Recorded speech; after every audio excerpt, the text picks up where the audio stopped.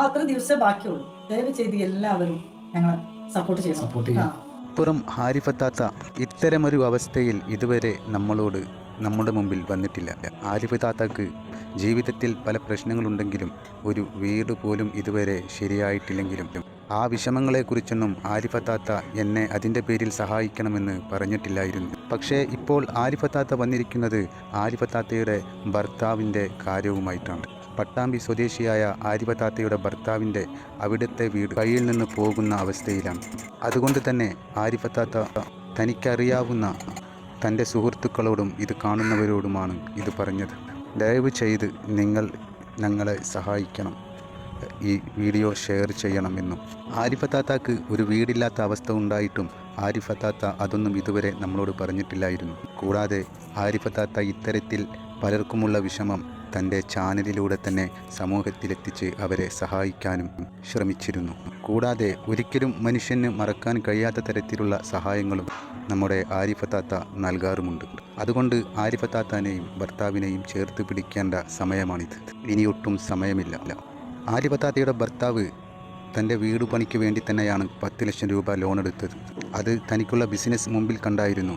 അങ്ങനെ അദ്ദേഹം 8 അടവോളം മുടങ്ങാതെ തന്നെ മുന്നോട്ട് കൊണ്ടുപോകുകയും ചെയ്തു.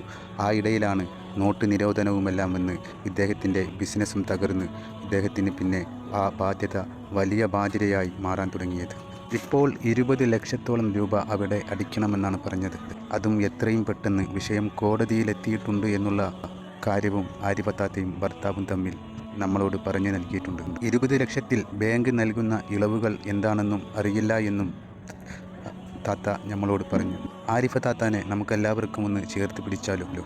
നിങ്ങളിൽ കഴിയുന്നവർക്ക് ഇപ്പോൾ ചെയ്യാൻ ഒട്ടും മടിക്കേണ്ട.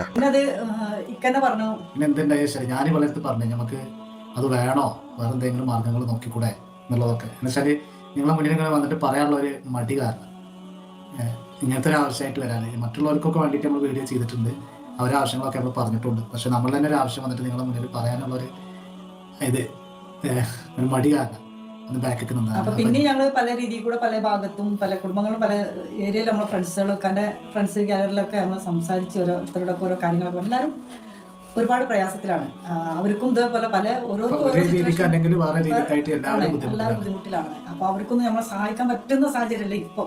അപ്പൊ അവരൊക്കെ അഭിപ്രായങ്ങളും ഇതന്നെയാണ്, ചെയ്തു നോക്ക്. തീർച്ചയായിട്ടും പല തുള്ളി പെരുവെള്ളം എന്നല്ല, ആരെങ്കിലൊക്കെ ആയിട്ട് ആരുടെങ്കിലും പടച്ചു കൊടുത്തിട്ടുണ്ടെന്നില്ല നിനക്കുള്ള സഹായം. നമ്മൾ പറഞ്ഞാലല്ലേ അവർക്ക് മനസ്സിലാവുള്ളൂ. നമ്മൾ പറഞ്ഞാലും നമ്മുടെ വിഷമങ്ങൾ മറ്റുള്ളവർക്ക് മനസ്സിലാവുള്ളൂ. അല്ലാതെ എനിക്ക് ഇത്ര ഉണ്ടോ എന്ന് ചോദിച്ചിട്ട് ആരും നമ്മളെടുത്ത് വരില്ലല്ലോ. അപ്പൊ അതുകൊണ്ട് നിങ്ങൾ സംസാരിക്കും, ബാക്കിയുള്ളൊക്കെ പടച്ച റബ്ബ് അതിനനുസരിച്ചുള്ള വഴി കാണും എന്നൊക്കെ ഇങ്ങനെ പറഞ്ഞു നിൽക്കുന്ന സമയത്താണ് ബാങ്കിൽ നിന്ന് വീണ്ടും വിളി വന്നത്.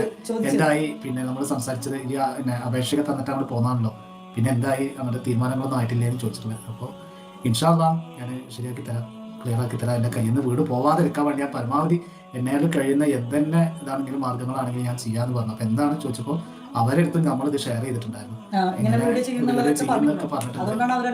പ്രൂഫൊക്കെ നമുക്ക് തന്നിട്ടുണ്ടായിരുന്നു. എനിക്ക് രക്ഷപ്പെടാൻ പറ്റുന്ന എല്ലാ മാർഗത്തിനും ഞങ്ങൾ സപ്പോർട്ട് ചെയ്യാൻ തയ്യാറാണെന്ന് അവരും ബാങ്കും പറഞ്ഞിട്ടുണ്ട്. അതുകൊണ്ടാണ് അവർ അത്രയും നമുക്ക് ഡീറ്റെയിൽ ഒക്കെ തന്നിട്ടുള്ളത്, നേരത്തെ തന്നെ തന്നിട്ടുള്ളതും കാര്യങ്ങൾ പറഞ്ഞിട്ടുള്ളതും ഒക്കെ.